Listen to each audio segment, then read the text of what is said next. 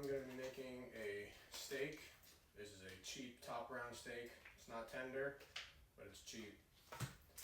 Onions, garlic, salt and pepper, and then oil for the pan. Alright, so we got our pan going. Gonna let it warm up for like 5 to 10 minutes. Just until like it's really hot. You put some water in there and you should be able to see like it should just like kind of float around like mercury, and that's how you know like your stainless steel will be hot enough. Next, we're going to dry our steak. This is how you get a good crust. Unfortunately, it's a real cheap steak, not a lot of fat, and that is going to diminish the sear, but it should still come out pretty good. I typically would use beef tallow instead of avocado oil, but I am fresh out, so that is the next highest smoke point that I got. Alright, so next we got our onion. I accidentally cut it off camera, but I just cut it from the round part up top in half, and that way I can just get some long strips. I believe it's called julienne, but this is just how I do it whenever I make a steak.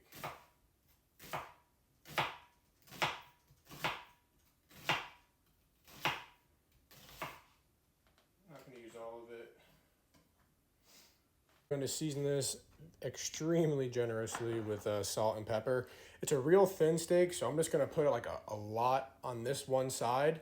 I'm pretty much just going to sear this one side for about the whole time. I'll flip it at like 3 or 4 minutes, and then I'll just like touch the other side, leave it there for a second, baste it with some oil and butter real quick, and that'll pretty much be it. It's so thin that you really don't got to sear both sides or you're going to overdo it. And a well done steak.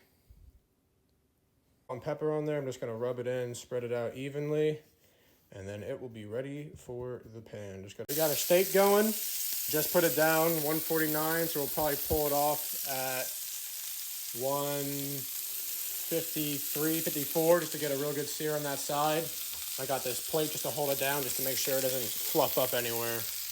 And then a grease catch. Doesn't sit so well, but hopefully stop some of that mess. So at about like the final minute of cooking, I'm gonna throw the butter and garlic in, just to get a good flavor on it. And then after I flip the steak, I'll baste it real quick, immediately pull it off to rest for a few minutes while I'm cooking my onions.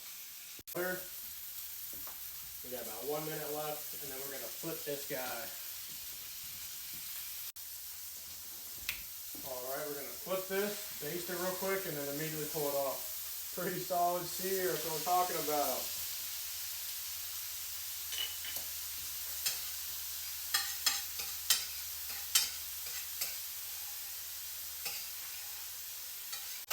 Alright, then we're immediately gonna throw the onions in.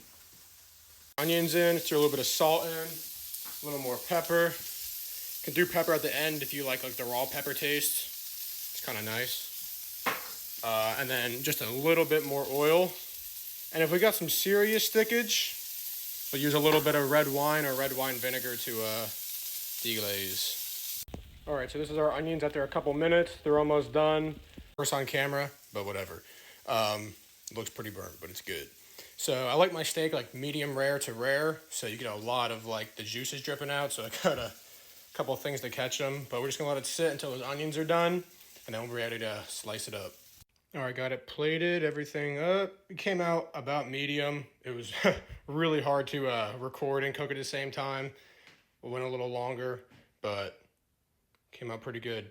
So I don't think I'll be able to show the cleanup exactly. We're getting a little long, but I had to clean the pan like almost immediately. I still gotta rinse it down with some baking soda just to get the rest of that stuff off. A lot of grease on my stove. I'll just wipe down, and then luckily the dishwasher is empty. So we'll rinse this stuff off and get it in the dishwasher, and then we'll be ready to eat.